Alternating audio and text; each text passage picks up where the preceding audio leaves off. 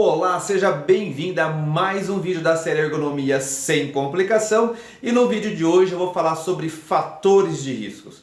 Bom, já gravei um vídeo falando sobre riscos e fatores de riscos, então eu vou deixar o link aqui na descrição deste vídeo para você rever ou rever, esse vídeo, mas vamos falar sobre fatores de riscos mais uma vez.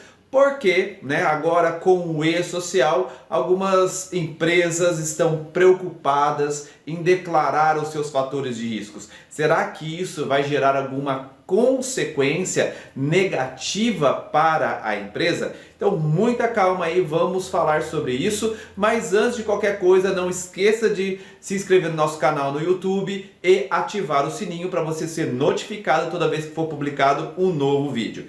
Beleza? Então vamos lá, Anderson, fatores de riscos. Se eu declaro um fator de risco para o e-social, ou melhor dizendo, para o governo, porque o e-social é um grande banco de dados, mas eu assumir para o governo que determinado trabalhador está sobre um fator de risco, isso não é um problema, eu não estou gerando provas contra mim. Vamos lá, muita calma nesse pensamento, nessa linha de raciocínio sua. Entenda o seguinte, um fator de risco não necessariamente ele é um risco. Olha só que loucura. Espera aí, Anderson, o que aconteceu aí? Entendendo, um risco já é a chance, a probabilidade dessa pessoa adoecer, tá? Um fator de risco quer dizer, olha, existe determinada situação. Essa determinada situação pode ou não pode ser um problema para o trabalhador, mas ela é uma situação uma situação é um fator, de risco dentro do trabalho desse empregado. Vamos entender aí, dar alguns exemplos um pouquinho mais claros. Por exemplo, trabalho noturno. Então, entender o trabalho noturno. O trabalho noturno é um fator de risco, mas não necessariamente ele vai adoecer o trabalhador. Não necessariamente.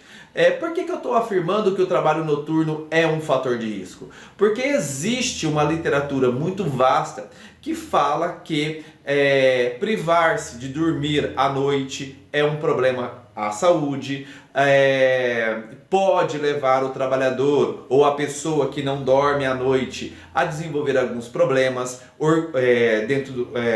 orgânicos, tá? Como funcionamento, produção de alguns hormônios. O trabalho noturno também implica sobre a vida social desse trabalhador, Então nós temos uma vida social fora do trabalho, e esse trabalhador, devido à sua jornada de trabalho, ele vai se privar do convívio social, às vezes da sua família, dos seus amigos, tá? Então existe uma literatura que aponta o trabalho noturno enquanto um fator de risco. Beleza, então assumir o fator de risco enquanto um possível problema não quer dizer que ele é um problema. Eu posso ter trabalhador que inclusive prefere e escolhe trabalhar à noite. Tá? Mas você está escolhendo trabalhar numa situação onde que pode representar um risco para você? Não necessariamente, tá? Esse trabalhador, ele tem uma rotina, ele prefere estar à noite. Da mesma forma que existem pessoas fora do trabalho que têm uma vida noturna, Que gosta de balada, que gosta de barzinho, Que gosta de ficar até tarde na rua. Existem pessoas dessa forma, tá? Mas quando eu assumo que determinado fator pode ser um fator de risco, isso traz para mim, ou para a empresa, a necessidade de respeitar as condições que esse trabalhador está submetido.